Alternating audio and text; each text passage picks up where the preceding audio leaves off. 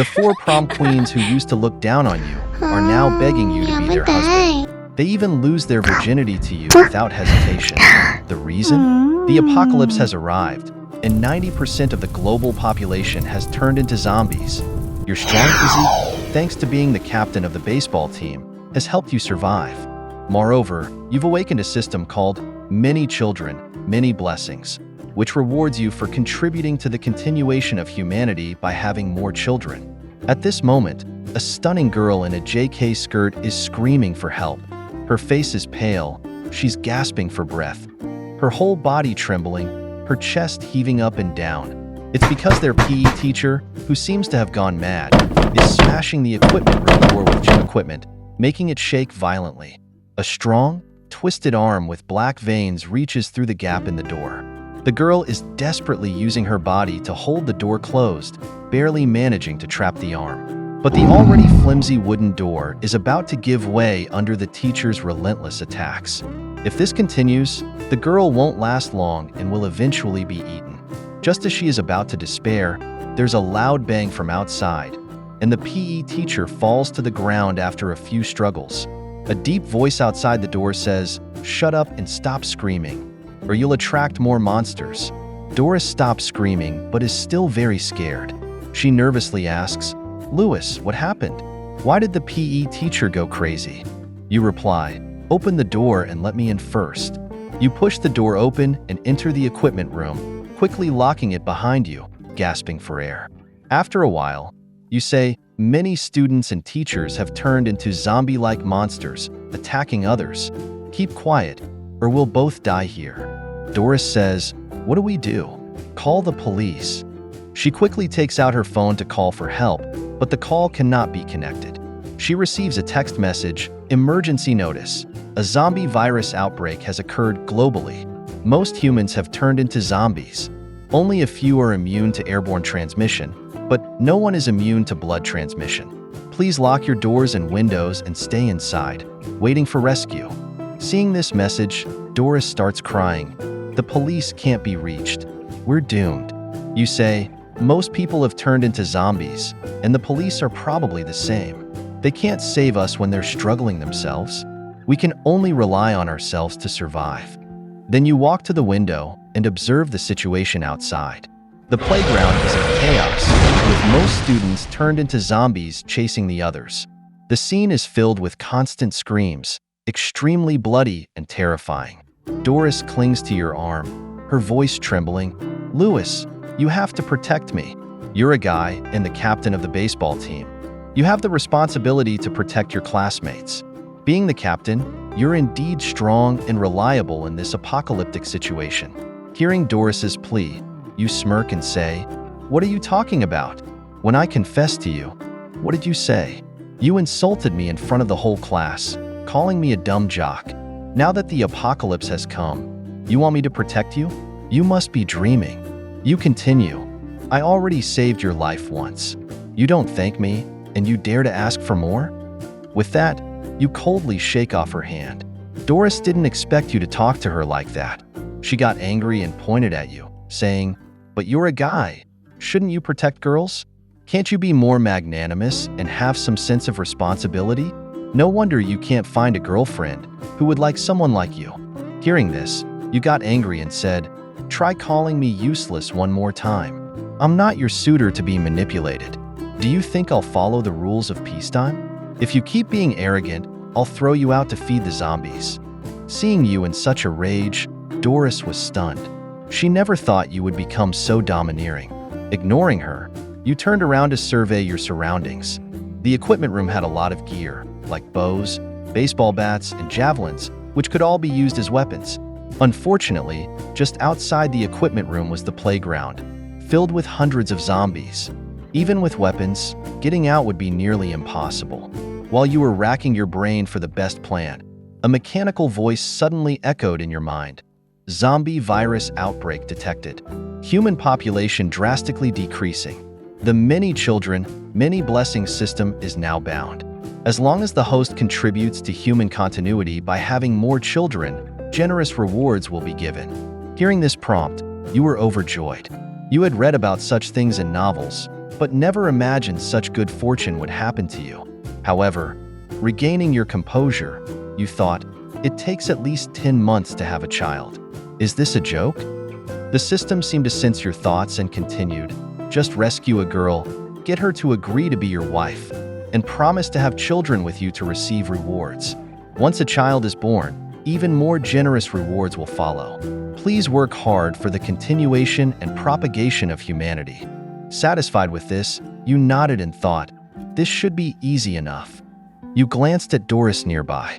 With her tall and curvy figure, she was indeed an ideal candidate for having children. But how to convince her? Forcing her was out of the question. You decided to wait.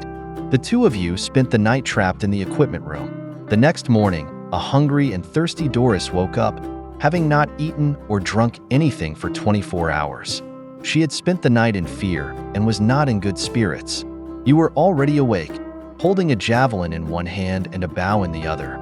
You eyed Doris like a hungry wolf, even licking your dry lips. Seeing your gaze, Doris shivered and nervously asked, "Why are you looking at me like that? I'm starving. Do you have anything to eat?" You replied, "If we stay here, we'll be dead in a few days. So I'm going out. You can stay here and wait to die." Hearing this, Doris panicked. You were her last hope. If you left her, she was sure to die. She quickly said, "No, you have to take me with you. You have to protect me." You replied, "Why should I protect you? What do I gain from taking you, a burden, with me?" Doris said, "Didn't you like me before? If you protect me, take me out, and take care of me, maybe I'll agree to be your girlfriend." She thought she was being generous, but you coldly laughed and said, "Do you really think you're some angel everyone loves? Since the moment you publicly rejected and humiliated me, my feelings for you disappeared." With that, you grabbed your gear and prepared to leave. Seeing this, Doris panicked for real. She rushed over, grabbed your arm, and said, "Louis, don't go. I was wrong before. I apologize. As long as you take me with you, I'll do whatever you want." Hearing this, you smiled with satisfaction, looking Doris up and down, your gaze lingering on her chest. You couldn't help but lick your lips. Seeing your evil smile, Doris quickly covered her chest and took 2 steps back, saying, "Louis, what are you looking at?" You smirked and said, "Didn't you just say you'd do anything if I took you with me? Now you're backing out? If that's the case, there's nothing more to discuss. You can stay here." Hearing this, Doris panicked again and quickly said, "Don't go. That's not what I meant." You chuckled and said, "Good. As long as you become my woman, I will protect you and take you with me." Doris finally understood your meaning. Realizing that manipulating you was not realistic, she, as a prom queen, felt a surge of humiliation. Her eyes reddened at the thought of losing her virginity to you. You coldly asked, "Still not willing?" Doris wiped her tears and cried, "I'll be your woman, but you can't go back on your word. You must protect me and take me out." You said indifferently, "Don't bargain with me. Do you think you have a choice? It's either death or becoming my woman. Pick one." Doris replied, "I'll be your woman. What happened next, we'll skip due to its explicit nature." After a while, a prompt appeared in your mind. "Congratulations to the host for successfully rescuing a beautiful girl. You have received a beginner's reward."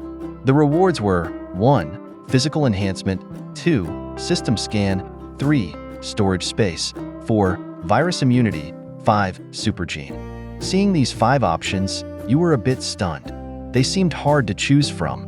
Then the system's voice came again. These 5 rewards are received simultaneously, not as a choice.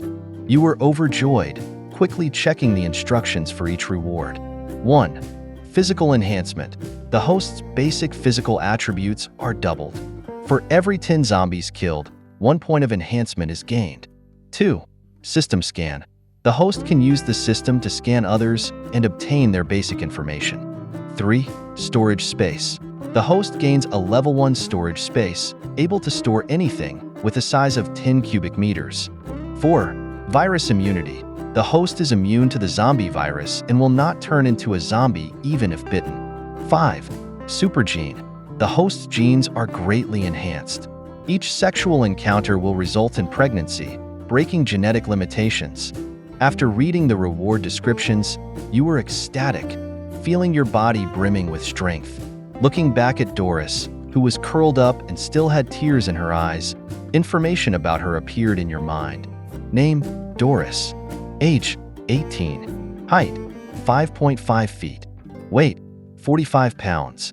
Appearance rating: 88. Body rating: 95. Sexual encounters: 1. Impressed by the system's detailed scan, you turned to Doris and said, "Get up. It's time to go. Stop crying as if you didn't enjoy it." Hearing your words, Doris stood up.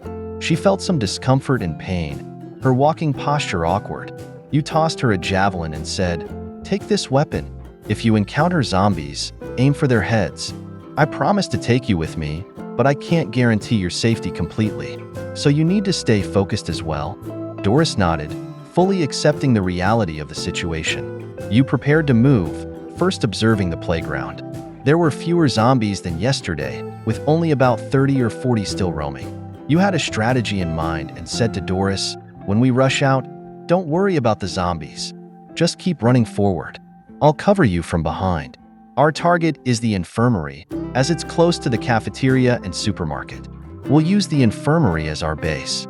Doris nodded again, her face showing a bit of confidence. She felt that you were a calm and well-prepared man.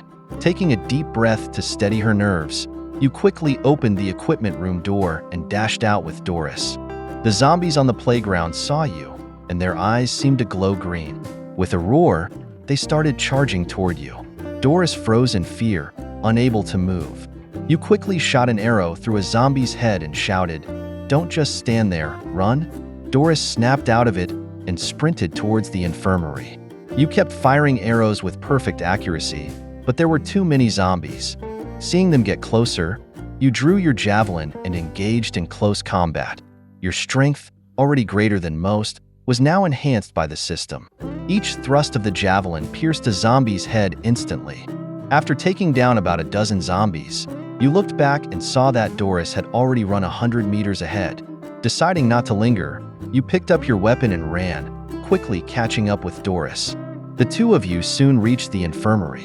The door was open, and inside were a doctor and a nurse, now turned into zombies.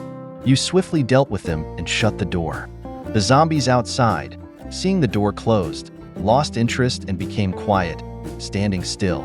Inside the infirmary, Doris was panting heavily. The few hundred meters from the playground to the infirmary had taken all her strength. You began inspecting the infirmary. There were many medicines, which would be very useful in the apocalypse. You checked the light switch and found that there was still electricity. The tap still had running water, indicating that although the apocalypse had begun, utilities were still functioning. This made the infirmary a good temporary base. You took out your phone and opened the class chat group. There were many messages, but only from about a dozen people, indicating that most others had turned into zombies. The messages were all pleas for help. You couldn't help but smile. Many of these people were rich kids who often bullied poorer students. If it weren't for your position as the baseball team captain, they would have bullied you too. Seeing them now starving made you feel a sense of satisfaction. You decided to head to the small supermarket to gather food. With your storage space ability, you could store all the supermarket's food. The cafeteria was too open and likely had many zombies, so it was too risky for now. After making sure Doris was settled, you opened the door and prepared to head to the supermarket. The few zombies outside charged at you again, but with your enhanced attributes, you easily dealt with them. You quickly reached the small supermarket. The owner had turned into a zombie, along with a few students wandering inside. You picked up your javelin and started fighting. A few minutes later, all the zombies were cleared out. You began collecting supplies as quickly as possible, knowing the noise might attract more zom. You looked at the shelves, seeing bags of rice, flour, cooking oil, bread, chicken legs, instant noodles, milk, bottled water, various drinks, and snacks. You took everything. The whole supermarket was looted, no matter if the items were useful or not. Your storage space was now more than half full. Just as you were about to leave, a large cardboard box overturned on the ground suddenly moved. You were startled and gripped your javelin tightly, gently poking the box. There was no response from inside. You lifted the box with your javelin to reveal a petite girl in a JK uniform, wearing white knee-high socks and pink twin tails. You asked directly, "Who are you? Why are you hiding here?" Hearing your question, the girl opened her eyes, tears still at the corners, her eyelashes wet. Trembling, she said, "You're not a zombie. You scared me to death. It's too terrifying." Then she started crying. You recognized her and said, somewhat surprised, "Are you Melody, one of the 4 prom queens?" Melody nodded, still looking scared, and said, "Yes, it's me. Who are you? Did you come to save me?" Shaking your head, you replied, "No, my name is Lewis, a member of the school's baseball team. I was just scavenging for supplies and happened to find you, but I can take you with me if you listen to me. I'll keep you safe." Melody nodded quickly, saying, "Okay, no problem. I'll listen to you." The two of you quickly returned to the infirmary, luckily not encountering any zombies on the way. Doris was shocked to see you bring Melody back. Melody, petite but extremely cute, was highly recognizable in school, and everyone knew her. Melody shyly smiled and said politely, "Hi, I'm Melody." Doris, feeling unhappy, thought, "Lewis said this morning that if I became his woman, he would protect me. But now, not even a day has passed, and he's brought another girl back, and it's another prom queen." She felt she had to assert her position immediately to avoid future threats. She angrily said to you, "Lewis, didn't you promise this morning that if I became your woman, you would protect me? But now you've brought another girl back. Am I not enough for you?" You immediately replied with displeasure, "Who gave you the right to talk to me like that? If you have any objections, you can leave right now. If you dare to speak out of turn again, I'll throw you out to feed the zombies. Do you know who needs who more now? Don't think that just because we had sex once, you're the mistress here." Doris finally realized that this man was no longer someone she could manipulate. She lowered her head and apologized. "All right, I was wrong. I shouldn't have said that." You said nothing more. Melody, watching all this, was shocked.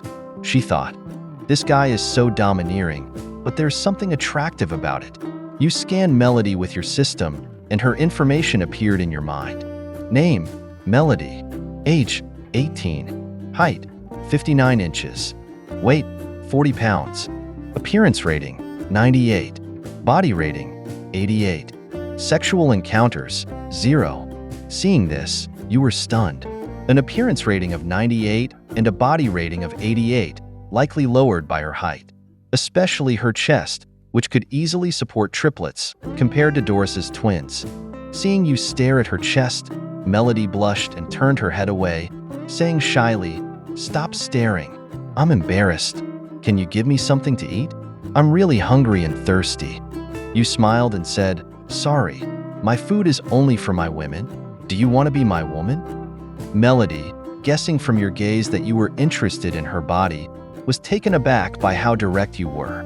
As one of the 4 prom queens, Melody had countless admirers, including wealthy heirs and top students. Yet, she had never agreed to date anyone. Now, this poor baseball team captain was directly demanding that she become his woman. Seeing her shocked expression, you remained unfazed and said, "No matter what you think, if you want food, you need to be my woman. I'll give you one night to think about it. If you don't agree by tomorrow, you'll have to leave this infirmary." Feeling wronged, Melody said, "Aren't we all schoolmates? Shouldn't we help each other? How can you be like this?" You replied, "I am helping you by giving you food, and you help me by providing satisfaction. That's mutual aid, isn't it?" Melody, feeling sad, asked, "Can't we just be friends?" You said, "What's the benefit of just being friends? If we're going to be anything, let's be boyfriend and girlfriend. If you're not my girlfriend, I can't fully trust you. Plus, you're so beautiful. Every guy in school wants you. With such a great opportunity, of course, I'm not going to pass it up." Melody was at a loss for words. You didn't waste any more time on her and said, "Think about it yourself. If you don't get in my bed tonight, leave tomorrow morning. I don't keep idle people around." Then you took out 2 pieces of bread and a sausage from your storage space and handed them to Doris, saying, "Here's your food for today. I'm going to rest now. Don't bother me." Doris, happy to receive the food, said, Thank you, Lewis. I'll let you rest. I won't bother you. She then began eating voraciously. She hadn't eaten for almost 30 hours, and the satisfaction of the food made her feel like it was the happiest moment of her life. Melody, who also hadn't eaten in a long time, watched Doris eat and couldn't stop swallowing her saliva. She noticed you lying down on the infirmary bed, seemingly not caring about her at all, and felt like crying without tears. Lying on the bed, you checked the messages in the class chat group. Your classmates were still chatting, but the tone had shifted from desperate pleas for help to trying to find humor in their dire situation. One boy said, "I've been trapped for over a day, and I'm so thirsty. I just drank some of my own urine. It was salty and bitter." Another boy said, "I'm lucky. I'm trapped in a bathroom, so I have water from the toilet tank, but I don't think I can last much longer." A girl named Annie said, "I'm so scared. Zombies are walking around outside. I'm sitting on the toilet, too afraid to move." Another girl, Rudy, said, "I can't hold on much longer. There are so many zombies under the tree. I don't know how long I can stay up here." At that moment, a photo of a pair of white hands holding a piece of bread with a sausage and a box of milk on the table appeared in the chat group. The photo caused a stir instantly. Classmates were saying, "Doris, where are you? Can you save us? I'll do anything for a bit of food. Please help." Even the class teacher, Tracy, spoke up, "Doris, did you get rescued? Can you help me? There are so many zombies in the hallway. I can't get out." Doris hadn't expected her photo to cause such a reaction, even prompting the teacher to ask for help.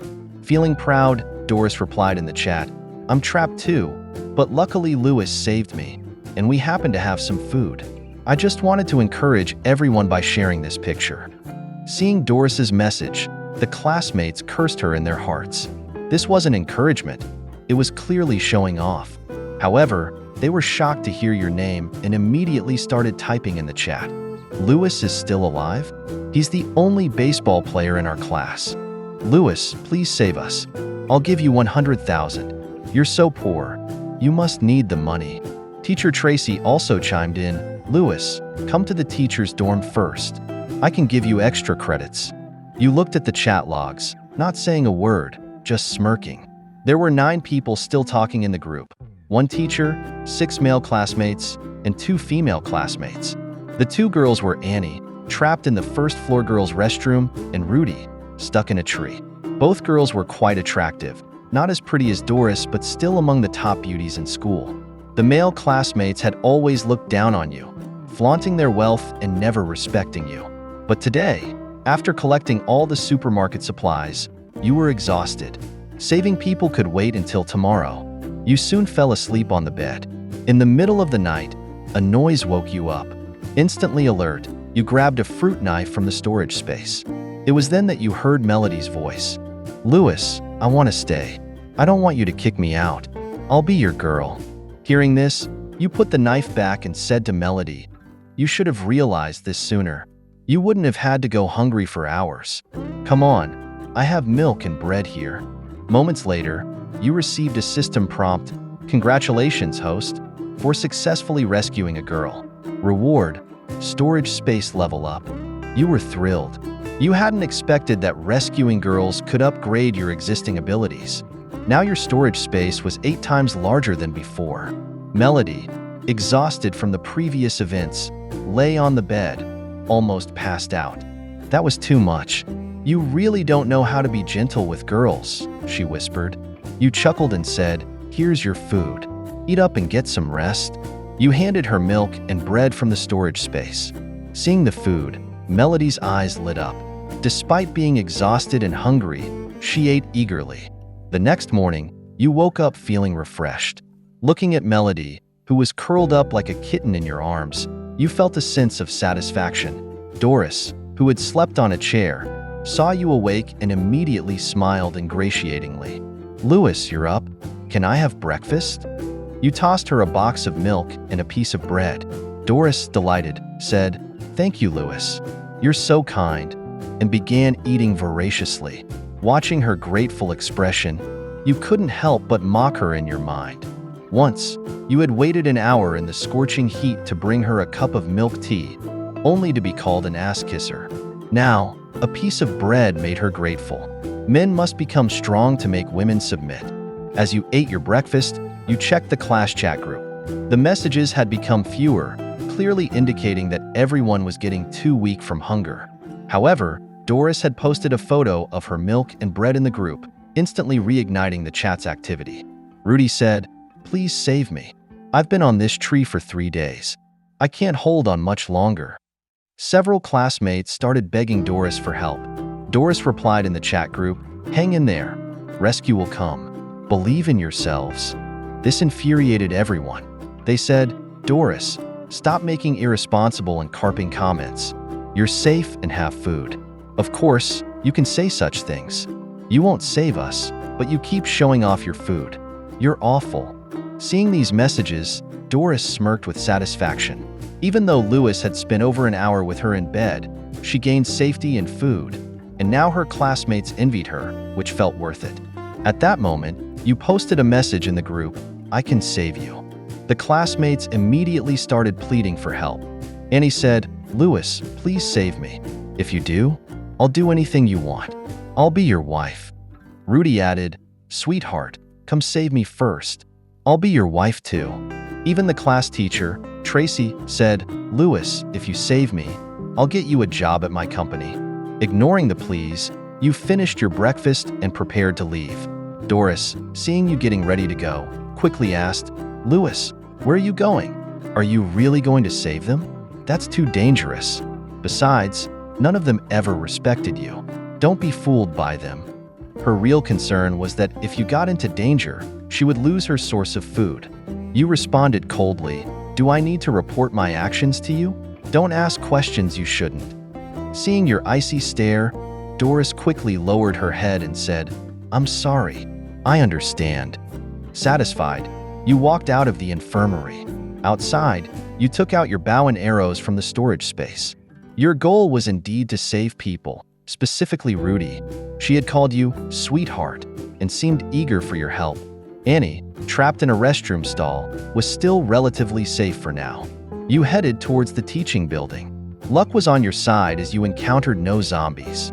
However, just a few dozen meters from the building, you saw a large group of zombies surrounding a tree. The zombies were clawing at the trunk and growling. You moved closer and hid behind another tree, aiming your bow. One arrow took down a zombie instantly, but the others didn't react, continuing to gnash their teeth at the tree. Relieved, you realized how low their intelligence was. With your system's buffs, you were confident you could thrive. Shooting another arrow, you brought down another zombie. After a few minutes, many zombies lay dead beneath the tree. Rudy, initially petrified and clinging to a branch, mustered the courage to look down. Seeing the fallen zombies, she joyfully took a photo and posted it in the chat group with the caption, "Oh my God, the zombies are all down. Is this a miracle? Did they starve to death?"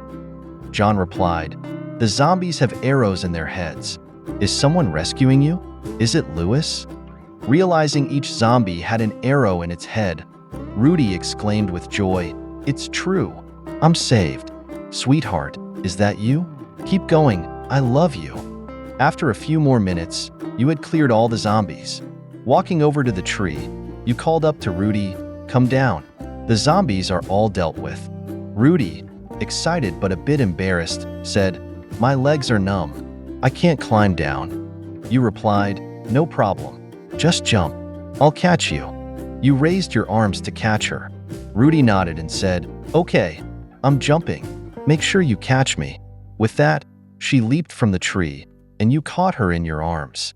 Feeling the safety of your strong chest, Rudy's face lit up with happiness, thrilled to have escaped death. She kissed your cheek, blushing, and said, "Thank you for saving me, sweetheart. I really love you." You nodded calmly, then took out a bottle of water and a piece of bread from the storage space, handing them to her. "Eat something first. Next, we need to save Annie. Stay behind me and keep quiet. Follow my lead. Okay?" Rudy nodded seriously. Having been rescued by you, she now saw you as her hero and the man she wanted to follow. Confident in her obedience, you led her toward the first-floor girls' restroom. On the way, You encountered a few wandering zombies, which you easily dispatched. You quickly reached the girls' restroom and found a few female zombies inside, which you also took down without fear. Checking the stalls, you found the door to the second stall locked from the inside. You knocked gently and said, "Open up. I'm here to save you.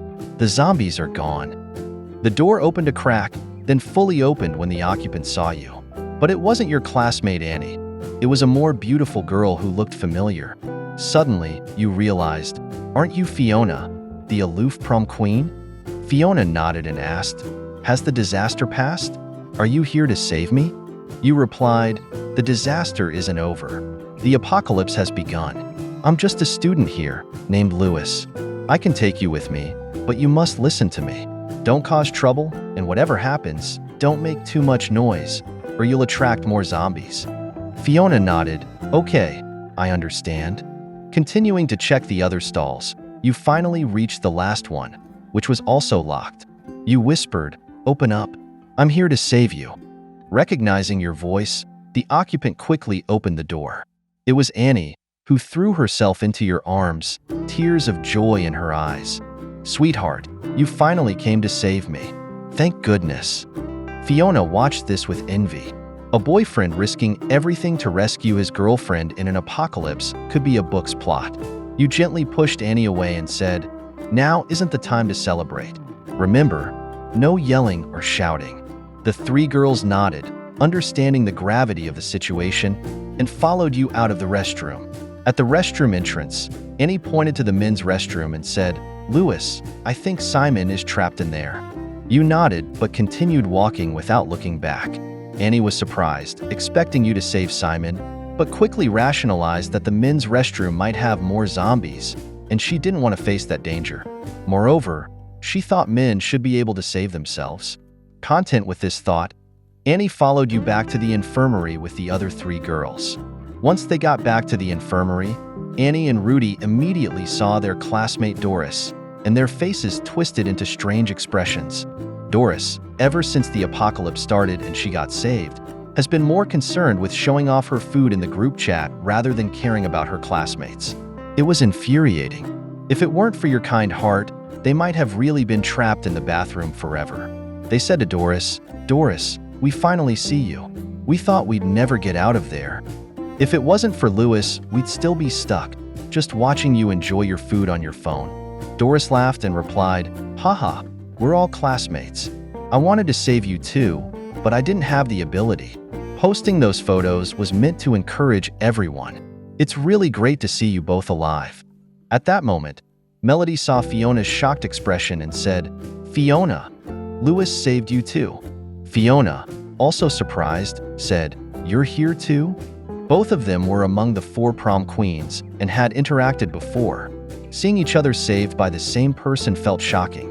They chatted a bit more, expressing how lucky they were to be rescued. As for Rudy and Annie, they ignored the hypocritical Doris. Annie, trying to be sweet, said, "Darling, I'm so hungry. Can you give me some food?" Rudy chimed in, "Yeah, darling, I was stuck in a tree for 3 days. My abs were already visible, but now my stomach is even flatter from hunger. My breasts were quite large before, but now they feel smaller. Maybe you should check later, but first, can I have some food?" Rudy then licked her enticing red lips and gave a mischievous smile, her face full of charm. Fiona, overhearing this, was stunned. Are these two both Lewis's girlfriends? 2 girlfriends who don't get jealous of each other? That's crazy. Besides being tall and muscular, what else does Lewis have that he could have 2 girlfriends? Seeing Annie and Rudy being so affectionate, you smiled happily and decisively took out 2 loaves of bread, 2 sausages, and 2 bottles of milk from your space, handing them to them. Seeing the food, their eyes lit up, and they quickly said, "Thank you, darling. You're so good to us. Once we're full, we'll take good care of you." After thanking you, they started eating immediately. Doris, hearing their words, curled her lips and muttered, "Such sluts, really shameless." Melody was also shocked but didn't comment. Fiona, watching this scene, looked puzzled and confused. What about her share of the food? Didn't you save 3 people? Where's her food? As the school's coolest prom queen, Fiona was always the center of attention wherever she went, but now Lewis was ignoring her. She was instantly displeased and pretended to cough softly to get your attention, but you were busy on your phone, ignoring her. Annie and Rudy had already posted pictures of their food in the class chat. The chat was filled with messages begging for your help. You looked at these messages and replied, "You didn't say that before. You all called me a poor loser destined to be at the bottom of society. Now you're all begging me for help?"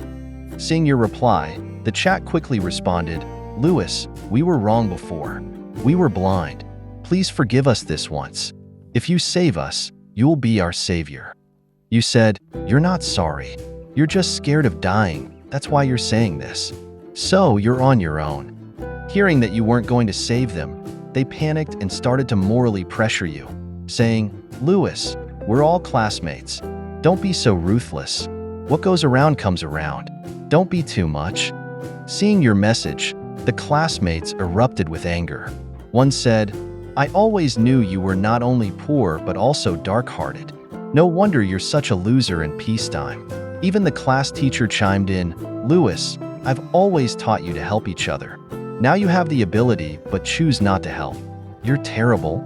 They underestimated your resilience. Now that you had rescued all the female classmates in the chat group, it no longer served any purpose. You promptly exited the class chat group. Seeing this, Doris, Rudy, and Annie also left the group, as you were now their only hope, and they wanted to show their loyalty through their actions. Afterward, you used the system to scan them, and their information appeared in your mind. Rudy, age 18, height 66 inches, weight 50 pounds, appearance rating 85, body rating 94, sexual encounters 0.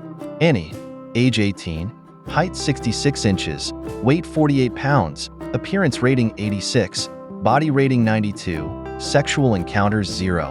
Both girls had excellent qualities. You then turned your gaze to the aloof Fiona. Fiona, age 18, height 68 inches, weight 52 pounds, appearance rating 95, body rating 95, sexual encounters 0. Seeing this information, your eyes lit up. With both appearance and body ratings of 95, she was an absolute top-tier beauty.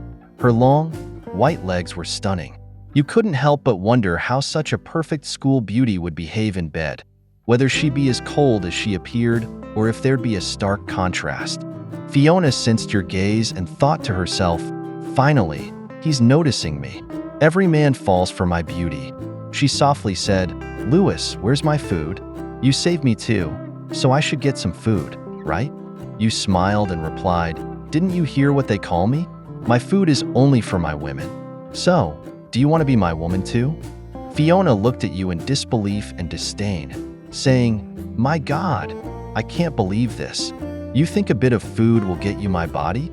Do you know people have spent tens of thousands trying to win me over, and I never agreed? And now you think you can do it with a sausage and some milk? Are you stupid, or do you think I am?"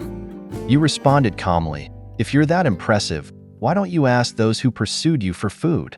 Let's see if they'll treat you as food or give you food now that they're zombies." With that, you ignored her and lay down to rest. Annie and Rudy were happily eating the milk and bread you gave them. In peacetime, Fiona would never eat vacuum-sealed food, considering it trash. But now, the aroma tempted her. She reluctantly went to the kitchen sink to drink some water. You laughed quietly to yourself, knowing no one can withstand hunger for long, not even someone as cold as Fiona. She would come to you eventually. Night fell, and in the darkness, you felt someone approach your bed.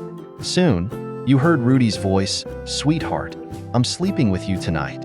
You appreciated her sensibility and said, "Come on, let's have a nice chat." The next morning, you woke up refreshed, seeing Rudy sleeping soundly beside you.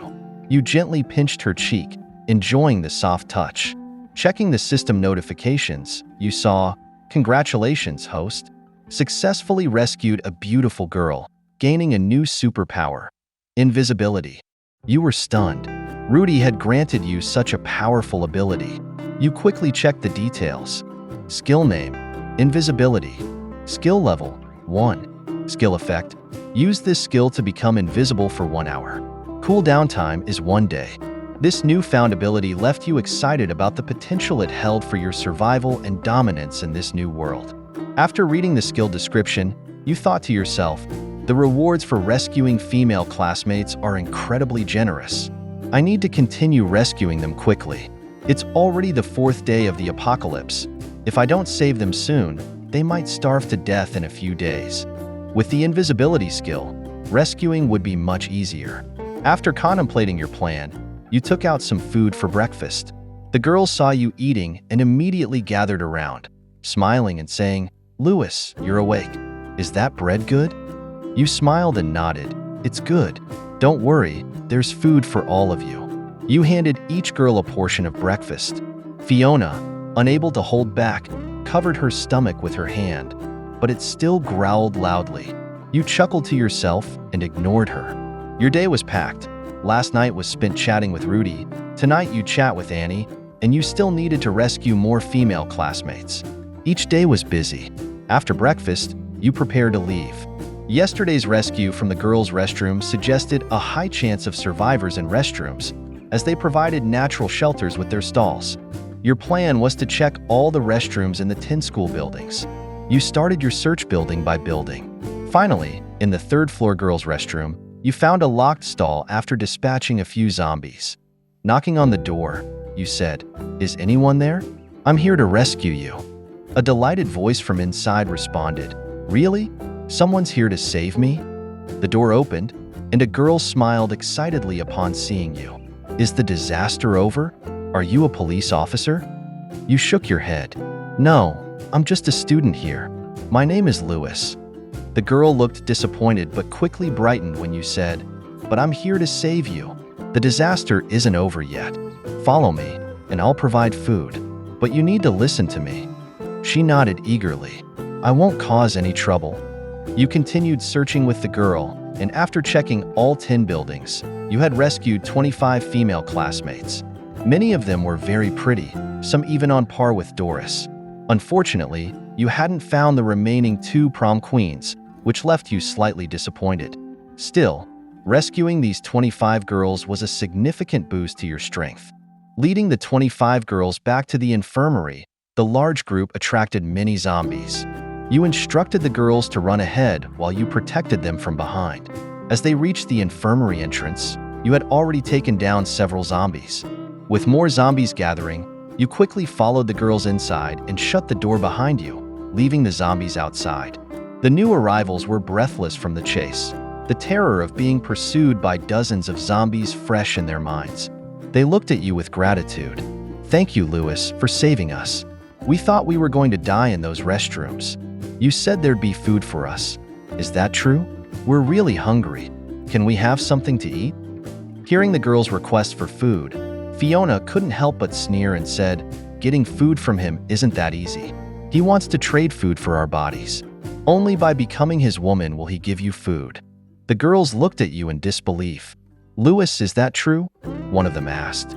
Another girl recognized Fiona as one of the prom queens and thought, "Louis must want her body and is trying to bribe her with food. We're just students. How could we sell ourselves for some food?" One of the girls said, horrified. The biggest, fattest, and ugliest girl in the group said, "How disgusting. I regret being rescued by him. I'd rather die in the restroom or be eaten by zombies than be saved by him. Why don't we team up and take his food? There are 25 of us. We can easily overpower him." Some girls, hearing this, started to agree. You frowned at the girl who resembled a pig. You had hesitated to save her when you found her in the restroom, hoping that hunger might make her look better. But her malicious attitude was now evident. You coldly said, "You'd rather be eaten by zombies than be saved by me? Fine. There are over 20 zombies outside. You can go feed them now." The girl's face twisted in anger. "Why should I be the one to feed the zombies? Why don't you go? You brought us here but won't give us food. You want to bribe us with food for our bodies. And you're still trying to argue? That's disgusting. Besides, the food you collected belongs to everyone. Why are you hoarding it? We should unite and take back what's ours. Let's make him share the food equally, or we'll take it by force." She then turned to the others who had been with you longer. "Are you with us?" Rudy said, "Louis saved you. Instead of being grateful, you want to rob him?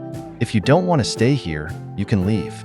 No one is stopping you. Annie added, exactly. No one is forcing you to stay.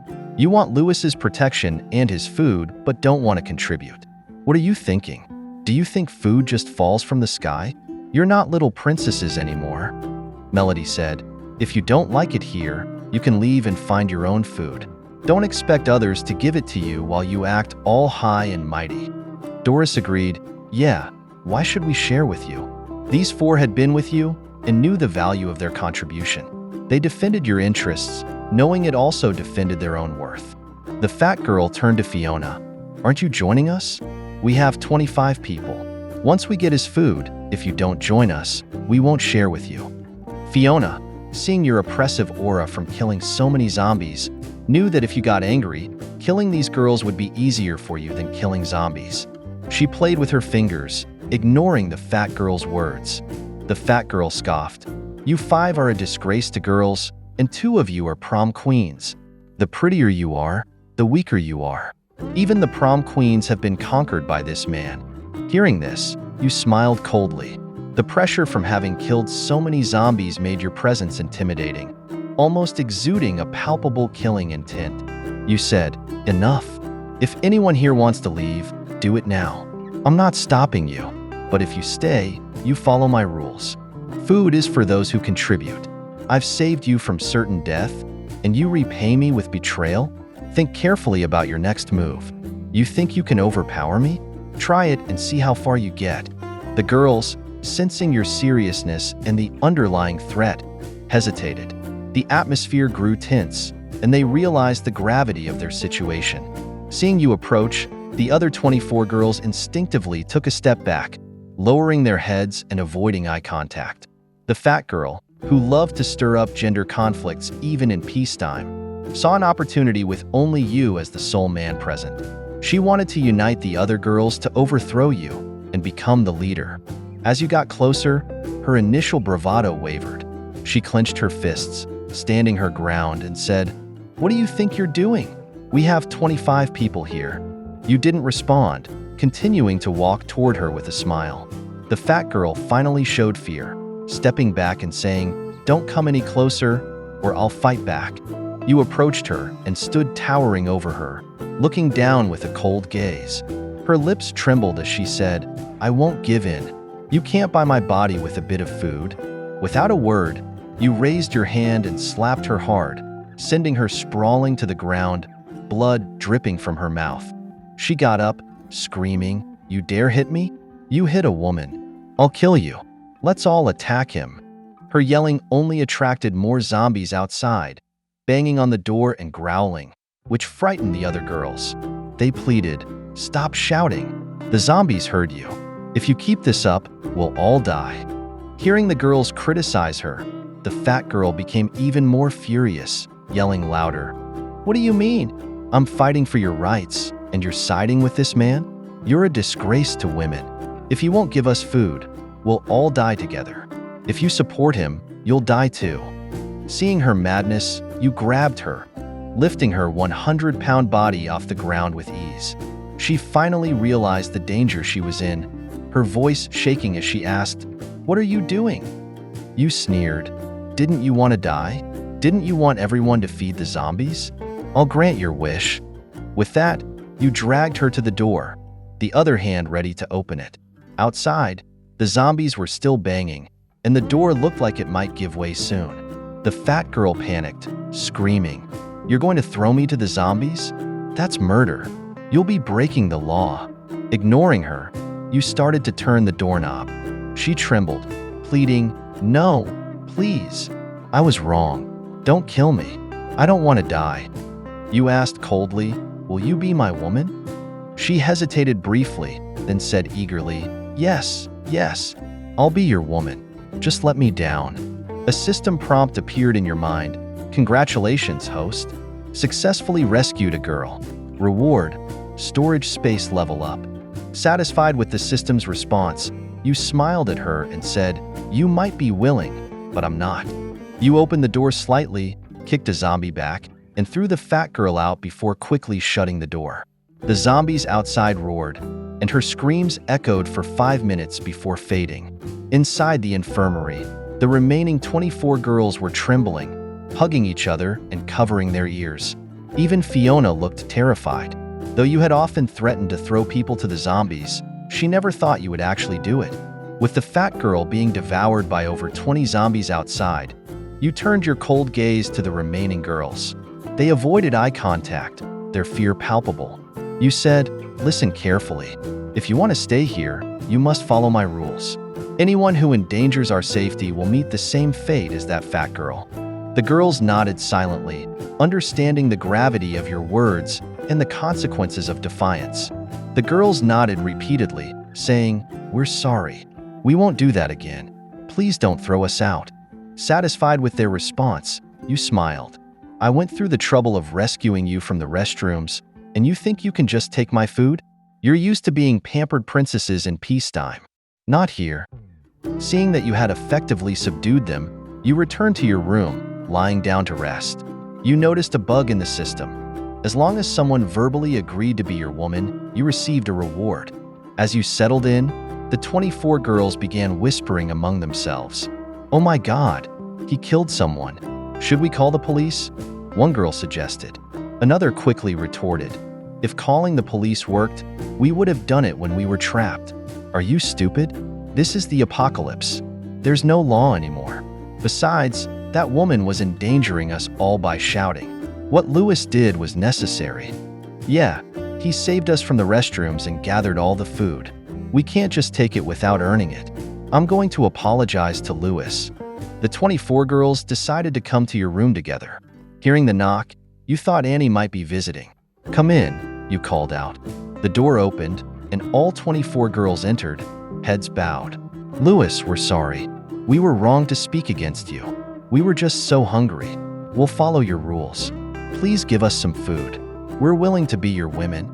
Hearing this, you perked up. "You've come to your senses quickly." They nodded eagerly.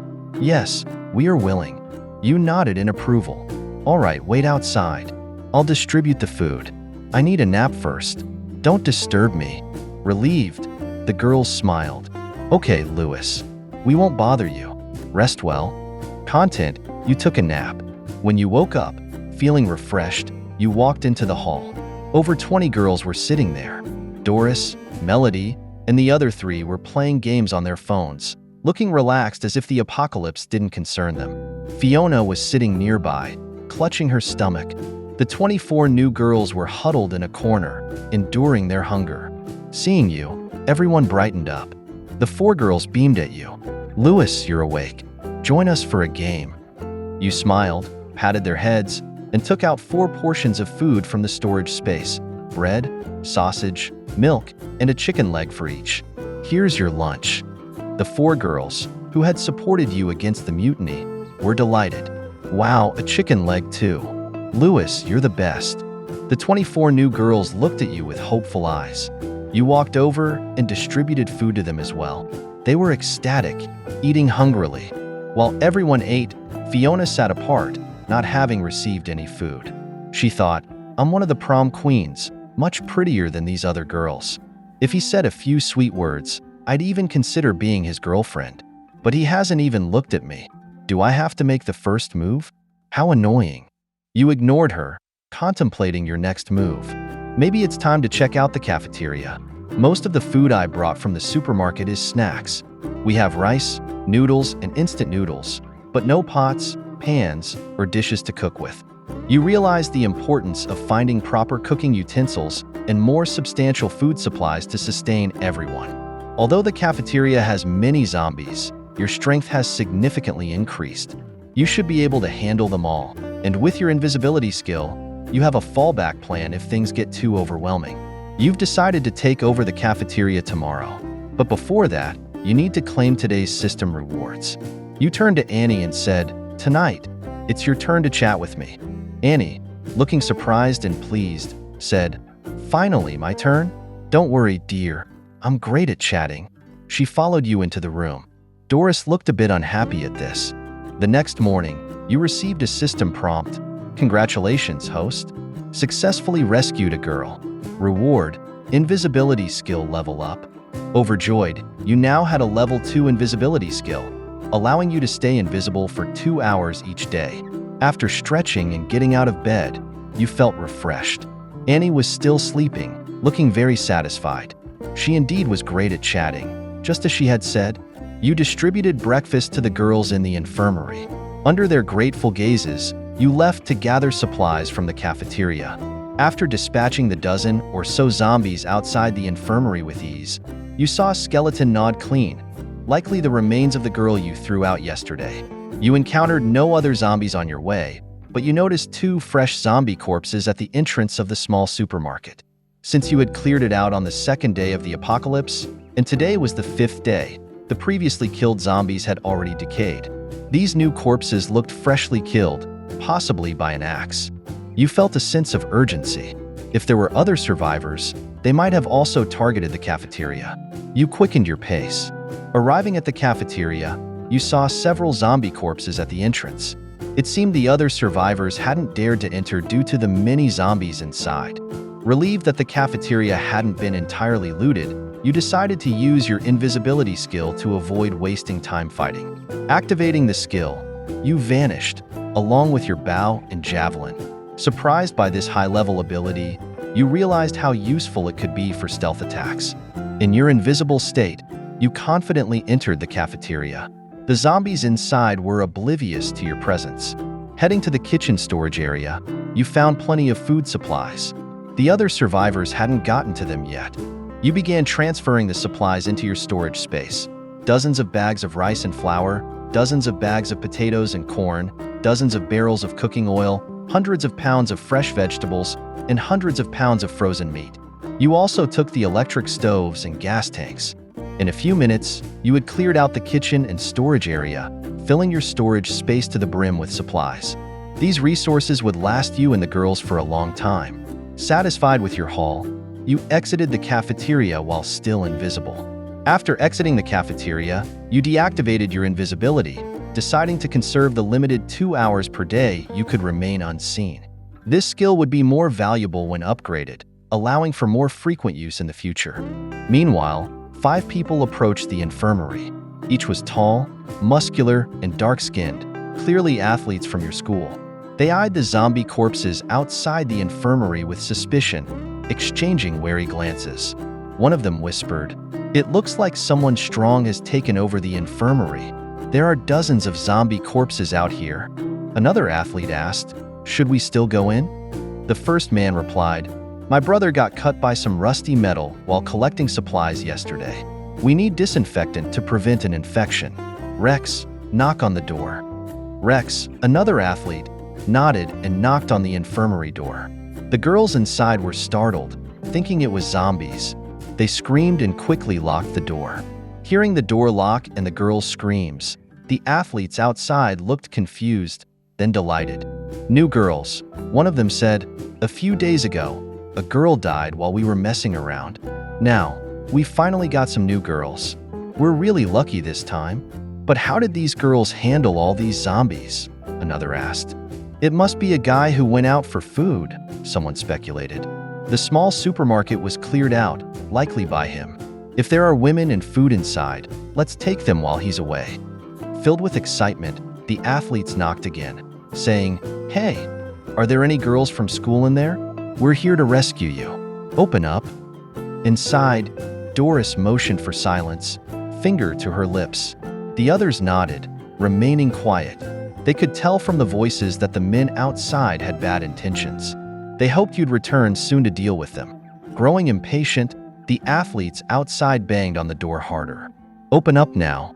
Don't make us break the door down. If we do, you'll regret it. Open up, and we'll be gentle. Otherwise, you'll beg for mercy under us." Hearing the lewd threats, the girls inside were terrified. They're definitely up to no good. "Lewis, hurry back," they thought. One athlete said, "No response, huh? Our patience is wearing thin. Do you really think a door can stop us? Get ready, cuties, we're coming in." He raised his fire axe. Just as the axe was about to strike the door, a voice called out from behind them, "What are you guys doing?" They turned to see a strong figure holding a bow, a javelin slung across his back. Seeing your face, They were surprised. "Lewis, you're alive. Great. Our team can get stronger. We found women and supplies inside. Let's break the door together and share everything." You recognized these athletes. They were wealthy, unlike you, and had always looked down on you for being poor. You knew them from school, but your paths had never crossed in a friendly way. Looking at them, you replied, "So you think you can just take what's mine?" One of them, still oblivious to your resolve, said, "Come on, Lewis, don't be that way. We're all in this together. Let's take what we need and enjoy it." You shook your head, gripping your bow tighter. "I'm not sharing anything with you. You don't get to decide who survives here." Realizing you wouldn't cooperate, their expressions hardened. They weren't going to back down easily, but neither were you. The tension was palpable as both sides prepared for a confrontation. The apocalypse had indeed brought these athletes together, forming a formidable team. However, you weren't worried. With the system's enhancements, you were now vastly superior, even against these 5 athletes. You coldly stated, "This is my base, and the women inside were rescued by me. Leave now, or I'll show no mercy."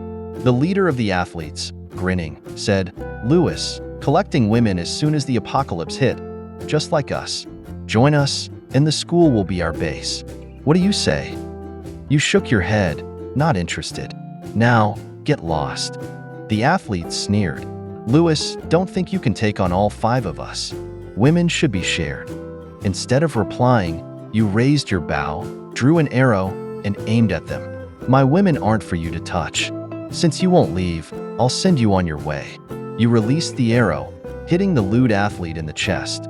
He collapsed, clutching his wound and gasping, You really killed me," before falling silent. The remaining 4 athletes were stunned. "Let's kill him together," one of them shouted. They spread out and charged at you from different directions. But you smirked and activated your invisibility, vanishing from sight. The 4 athletes stopped, bewildered. As they hesitated, one of them suddenly had his chest pierced, blood spurting from a gaping hole. He screamed in pain and horror. "It hurts! Help me!" The remaining 3 were terrified, realizing that Lewis had disappeared and was still attacking. One athlete dropped to his knees, begging the air, "Lewis, we were wrong. Please don't kill me. Spare us." Seeing this, the other 2 also knelt, pleading for mercy. But your answer was the sound of your javelin-piercing flesh. Blood bloomed on their chests, and they collapsed, dying in terror. Knowing these athletes now recognized your base, you couldn't leave any witnesses. In this lawless, moralless apocalypse, people might kill for a loaf of bread, let alone your women and supplies. Deactivating your invisibility, you approached the infirmary door and knocked. "It's Lewis. They're gone. Open up." The girls inside, relieved, quickly unlocked the door. They still looked shaken. Doris asked, "Lewis, who were those men? They were terrifying, saying they'd take us. Thank goodness you came back in time." You reassured them, "It's okay. They're dealt with. In this apocalypse, trust no one. Always lock the doors and stay quiet when I'm not here to avoid attracting attention." The girls nodded in agreement, understanding the gravity of the situation. Knowing there were other survivors in the school, you felt a sense of urgency. Although you were strong, your women had no means of protecting themselves. If someone attacked your base while you were away, it would be disastrous. You needed to maximize today's rewards. Fortunately, the system only required verbal consent to receive rewards, not any physical act. You turned to the girls and said, "Listen, to ensure our survival and strength, I need all of you to agree to be my women. You don't need to do anything, just agree. This will help us stay safe." The girls, still fearful from the recent encounter and realizing the seriousness of the situation, looked at each other and then at you. They nodded, willing to comply for their safety. Feeling a sense of relief and determination, you prepared for the next steps, ready to claim all the rewards the system had to offer. The system also mentioned that having children would yield even greater rewards. Therefore, you needed to protect and gather as many women as possible. You took out food from your storage space and addressed the 24 new girls. "Let me ask you again, are you willing to be my women?" The girls nodded repeatedly, saying, "Yes, As long as you protect us and give us food, we're willing to be your women." Simultaneously, a system prompt sounded in your mind. "Congratulations, host. Successfully rescued a girl. Reward, full attribute enhancement." Excited, you opened your attribute panel in your mind. Name, Lewis. Strength, 200. Spirit, 200. Stamina, 200. Speed, 200. You also reviewed your skills. Attribute enhancement. Super gene. Storage space level 4. Virus immunity. System scan. Invisibility level 3. Metal control level 2. Your basic attributes were now 4 times that of an ordinary person, making regular people no match for you. Your storage space had expanded to 60,000 cubic meters, enough to store ample supplies and support 100 wives. Invisibility level 3 allowed you to be invisible for 6 hours daily with no usage limit, more than sufficient for combat scenarios.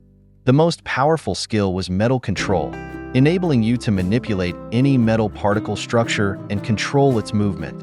You could turn a piece of metal into a flying knife aimed at an enemy. Testing the skill, you directed a fruit knife from a distant table to shoot like a bullet, piercing a concrete wall. You then used your power to transform a pile of stainless steel into a sharp, over 1 meter long sword. This skill was akin to Magneto's powers, making you feel invincible in this apocalyptic world. Having reviewed your upgraded attributes and skills, you turned your attention to Fiona. All 24 girls had agreed to be your women, leaving only her. You admired her persistence, but it was time for her to comply. With a smile, you approached Fiona and asked, "Are you hungry?" Feeling a mix of surprise and relief, Fiona thought you had forgotten her. She had resolved to give in as long as you spoke to her. The past few days of hunger had been torturous, watching her classmates eat bread and drink milk while she subsisted on water. Surviving the apocalypse was paramount. Dignity and purity were secondary. Fiona had realized that following you, a powerful man who protected his women and eliminated threats, was the best chance for a long life. Just as she was about to speak, her stomach growled loudly, making her blush deeply. She nodded, saying, "I'm very hungry. I feel like I'm starving." Her eyes, like those of a pleading kitten, looked at you hopefully. You said, "I'll ask you one more time. If you become my woman, I'll give you food. Do you agree?" Fiona nodded. "I agree to be your woman." The system prompt sounded again. "Congratulations, host. Successfully rescued a beautiful girl. Reward, metal control skill level up." Satisfied, you smiled at Fiona and said, "You should have agreed sooner. No need to starve yourself." You took out food from your storage space and handed it to her. With all the girls now on your side, you felt a surge of confidence. Your new and improved skills made you a formidable force, ready to create a secure and thriving survivor base in this chaotic world. Seeing the delicious food, Fiona's eyes welled up with tears as she eagerly tore into the packaging and started eating. You calmly said, "Come to my room tonight. I want to have a good chat with you." Blushing and chewing her bread, Fiona nodded and said softly, "I understand." That night, Fiona obediently knocked on your door. Initially, her agreement to be your woman was driven by hunger, but after spending the night with you, she began to genuinely admire you. Who wouldn't be drawn to a powerful man? And you were the strongest she had ever met. The next morning, you woke up feeling refreshed and stretched your body. Fiona was still asleep, looking peaceful with a smile like a baby's on her face. As you got up, you realized that the infirmary was overcrowded and no longer suitable as a base. It was time to find a new stronghold. The school, with its high walls, was an excellent natural refuge. Zombies, with their low intelligence, wouldn't be able to breach the gates once closed. Your first task was to clear out the teacher's dormitory. The 10-story building had multiple single-occupancy rooms, each equipped with a kitchen and bathroom, making it ideal for living. With over 100 rooms, there would be plenty of space for everyone.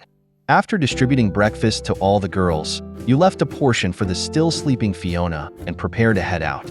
Doris, worried, asked, "Lewis, where are you going? Will it be dangerous?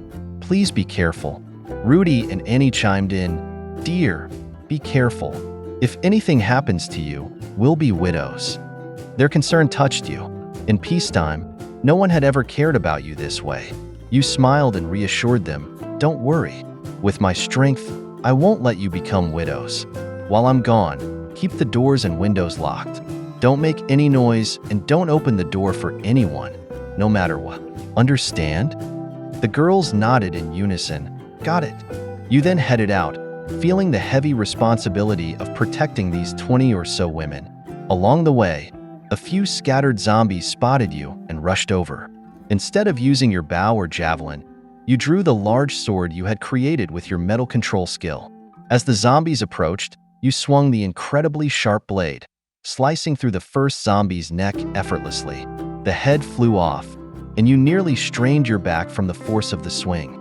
Amazed by the sword's sharpness, you felt like you were cutting through tofu. You swung again, this time cleaving another zombie from head to toe, splitting it in half. A third swing took out another zombie with a waist-high cut. In less than 2 seconds, you had dispatched 3 zombies. Seeing this, you were incredibly excited.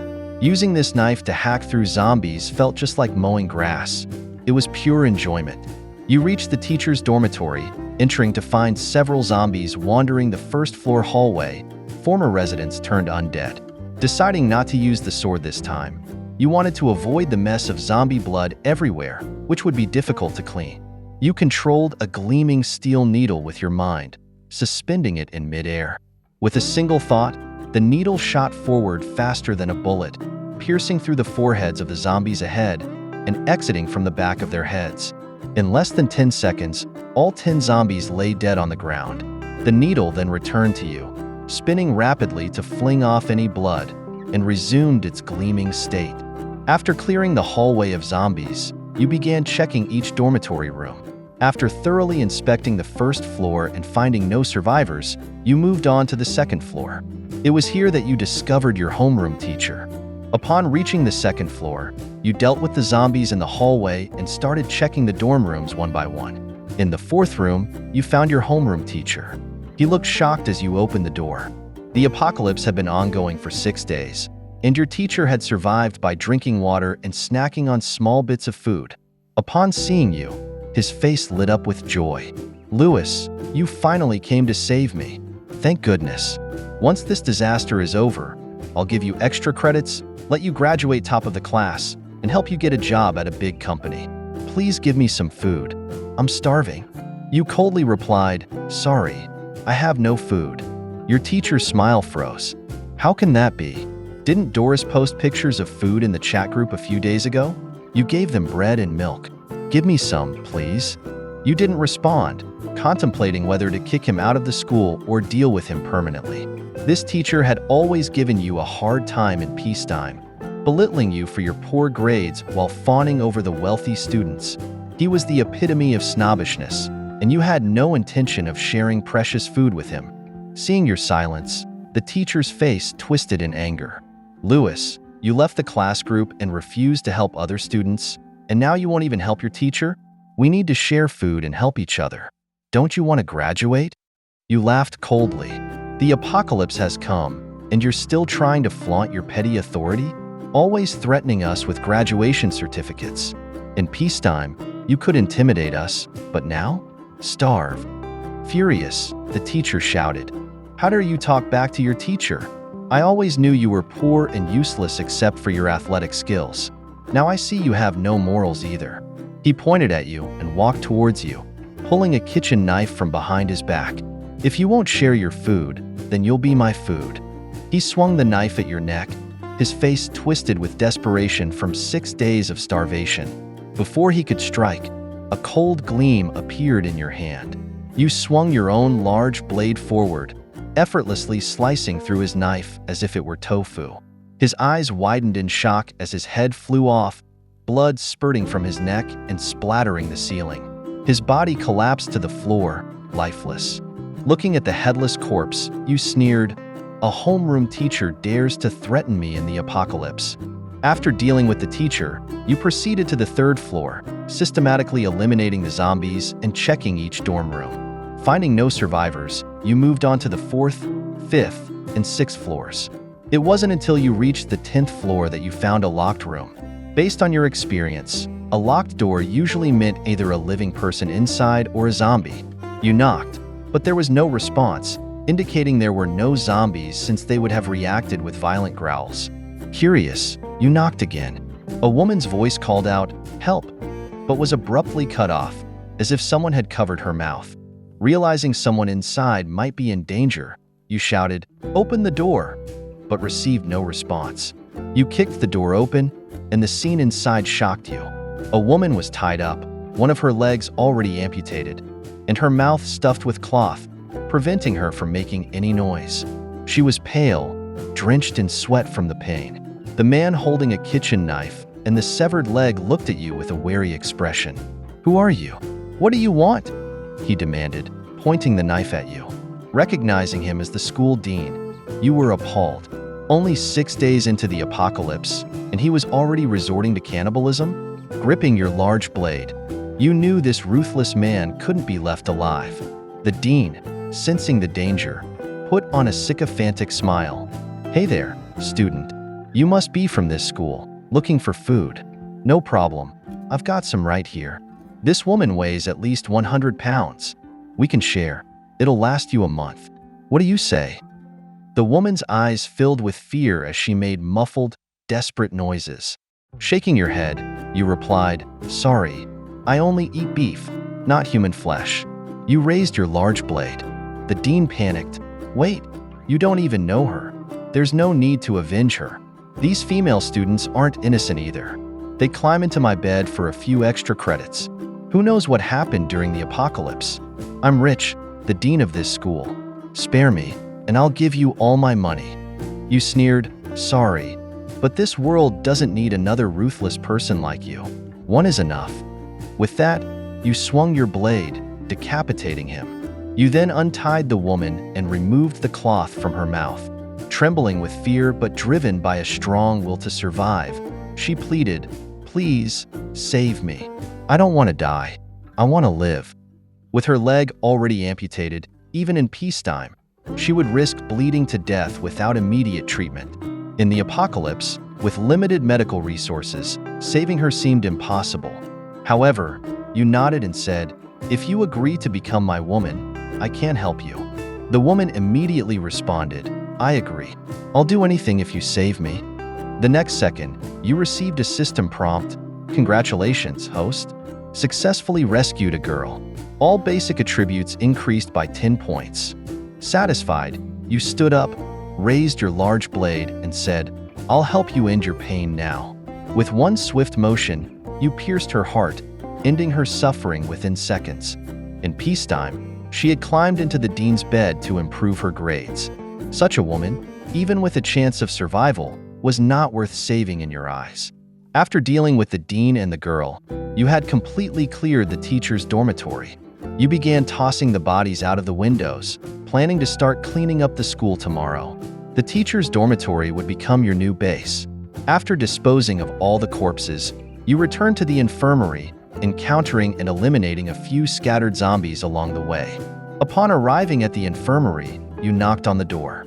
The silence inside pleased you, as it meant the women were following your instructions not to open the door for anyone but you. You said through the door, "It's Lewis." The women inside immediately relaxed and opened the door, saying, "Lewis, it's you. You scared us." Entering the room, you smiled and said, "Good job. You're all very alert. I just wanted to test you." Doris replied, "You scared us to death. We thought it was more of those athletes attacking." Everyone chimed in, "Yes, please don't scare us like that again." You patted their heads and comforted them. "All right, I won't play tricks on you again. I have good news. We can move to a new base."